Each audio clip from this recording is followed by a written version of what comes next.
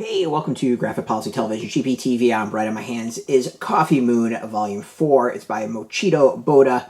Translation by Ransom, lettering by Christie. Alright, so the story kind of started off about these girls who were stuck in a time loop. That it would turn midnight, the day would start over, and one was like, I think, 1,032 days or something like that is how long she was kind of stuck in this.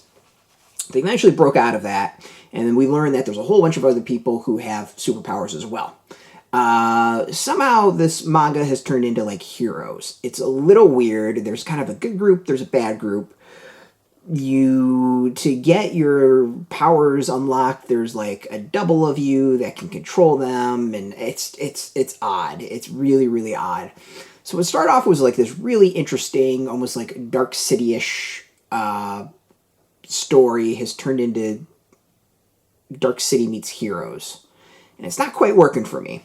Part of the reason it's not working for me is while the art is gorgeous, the characters look way too much alike. I don't know what it is, but I have so much trouble distinguishing one from the other. And they do look different.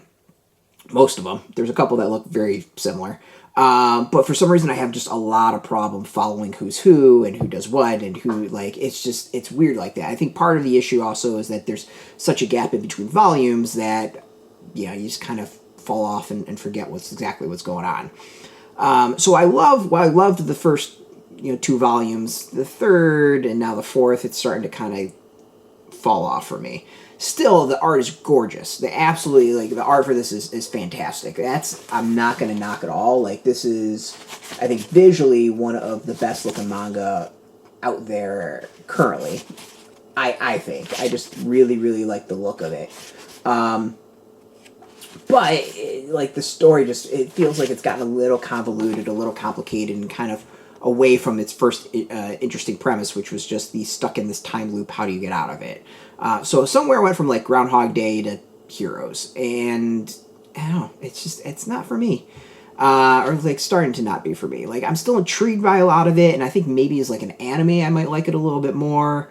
But as a manga, like, it's just, I don't know, it's getting a little bumpy. So yeah, it's interesting like that. Like, there's a lot going for it, there's a lot that's interesting, and then at the same time, there's just a lot that's frustrating. Still, I'll be in for Volume 5. I'll admit, I'll be a sucker and check out Volume 5. So yeah, this is out now. You can go get it. It is in shops. We got a link beneath this video.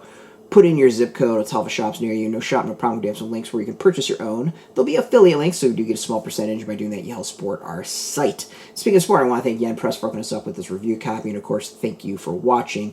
If you are into comics, if you're into manga, if you're graphic novels, check us out every single day at graphicpolicy.com. We're on Twitter, Facebook, YouTube, Tumblr, Instagram, TikTok, Mastodon, Threads, Blue Sky, all at Graphic Policy, keeping it nice and consistent. Until next time, keep reading that manga and keep it geeky.